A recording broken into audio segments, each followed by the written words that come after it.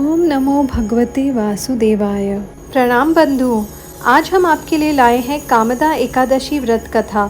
यह व्रत ब्रह्म हत्या जैसे महापापों से मुक्ति दिलाता है।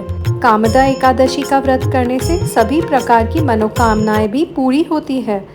भक्त इस दिन भगवान विष्णु की पूजा करते हैं और अपने पापों का प्रायश्चित करते हैं और जीवन में सुख समृद्धि पाते हैं। और क्या आप जानते हैं, भगवान श्री कृष्ण ने स्वयं कहा है कि इसकी कथा श्रवण मात्र से ही भयंकर श्राप से भी मुक्ति मिलती है और हमारे आत्मा का भी परिवर्तन होता है। तो कथा अंत तक जरूर सुनिएगा भक्तों। कामदा एकादशी व्रत कथा। धर्मराज युधिष्ठिर भगवान श्री कृष्ण से कहने लगे, हे वासुदेव, मैं आपको कोटि कोटि नमन करता हूँ। आपने चैत्र मास के कृष्ण पक्ष की एकादशी अर्थात पाप मोचनी एकादशी के बारे में तो विस्तार पूर्वक बतला दिया।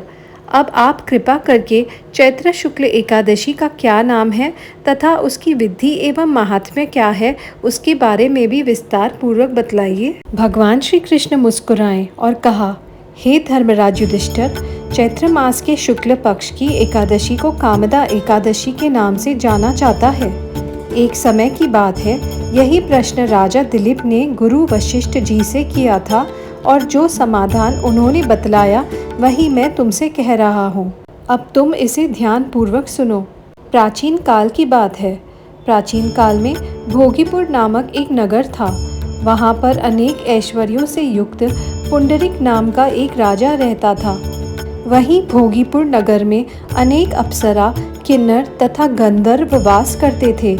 उनमें से एक स्थान पर ललिता और ललित नाम के दो स्त्री पुरुष अत्यंत वैभवशाली घर में निवास करते थे। उन दोनों में अत्यंत स्नेह था, यहाँ तक कि अलग अलग हो जाने पर दोनों व्याकुल हो जाते थे। एक समय पुंडरीक की सभा में अन्य गंधर्वों सहित ललित भी गान कर रहा था। गाते गाते उसको अपनी प्रिय ललिता का ध्यान आ गया और उसका स्वर भंग होने के कारण गाने का स्वरूप बिगड़ गया। ललित के सुर बिगड़ने पर ललित के मन के भाव जानकर कारकुट नामक नाग ने पद भंग होने का कारण राजा से कह दिया।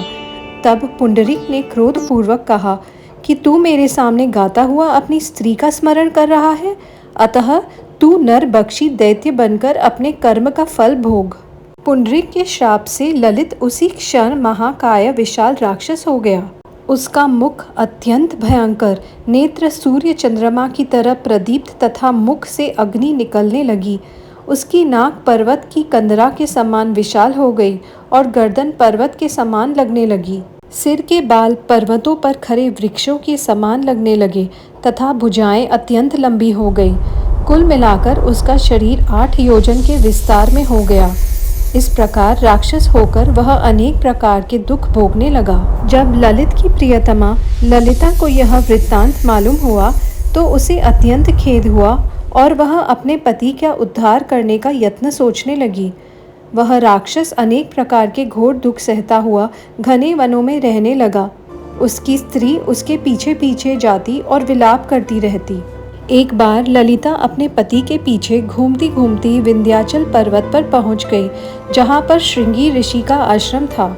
ललिता शीघ्र ही श्रृंगी ऋषि के आश्रम में गई और वहां जाकर विनीत भाव से प्रार्थना करने लगी। उसे देखकर श्रृंगी ऋषि बोले, हे सुभगे, तुम कौन हो और यहाँ किस लिए आई हो?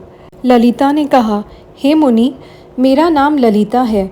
मेरा पति राजा पुंडरीक के श्राप से विशाल काया राक्षस हो गया है। इसका मुझको महान दुख है। उसका उद्धार का कोई उपाय बतलाइए। यह सुनकर श्रृंगी ऋषि बोले, हे गंधर्व कन्या, अब चैत्र शुक्ल एकादशी आने वाली है, जिसका नाम कामदा एकादशी है। इसका व्रत करने से मनुष्य के सब कार्य सिद्ध होते हैं।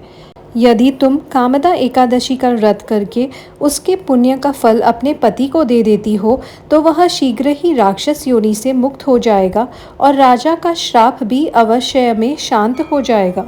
श्रृंगी मुनि के ऐसे वचन सुनकर ललिता ने चैत्र शुक्ल एकादशी आने पर उसका व्रत किया और द्वादशी को ब्राह्मणों के सामने अपने व्रत का फल अपने पति को देती हुई भगवान से इस प्रकार प्रार्थना करने लगी, हे प्रभु, मैंने जो यह व्रत किया है इसका फल मेरे पतिदेव को प्राप्त हो जाए। जिससे वह राक्षस योनि से मुक्त हो जाए। एकादशी का फल देते ही उसका पति राक्षस योनि से मुक्त होकर अपने पुराने स्वरूप को प्राप्त हुआ। फिर अनेक सुंदर वस्त्राभूषण से युक्त होकर ललिता के साथ विहार करने लगा।